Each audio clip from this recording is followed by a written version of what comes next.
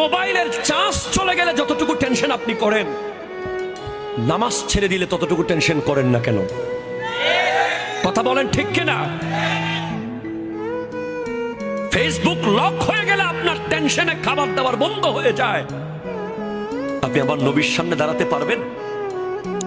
আপনি আল্লাহর সামনে কেমনে দাঁড়াবেন? আল্লাহ তো আপনার পক্ষে গিয়ে ফেরেশতাদের বিরুদ্ধে গিয়েছিল। আল্লাহ বলছেন ইন্নী জাইলুন ফিল আরদি খলিফা, আমি জমিনে আমার খলিফা বানাবো, মানুষ বানাবো।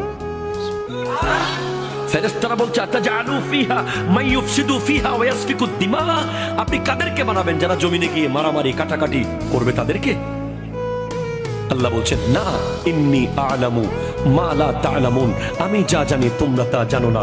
তো আজকের দিনে আপনি যদি বেহায়াপনা করেন, আপনি রং তামাশা করেন, আপনি ইহুদিদের মতো যদি চুল কাটেন, কথা জোরে বলেন ঠিক কিনা? চুলের এদিকে ঘষা মারা, এদিকে আগা মারা, ওইদিকে মাথা মেরে দেওয়া, আনারস কাট, এগুলো মুসলমানের চুল নয়, এগুলো ইহুদিদের চুল। কথা বলেন ঠিক কিনা?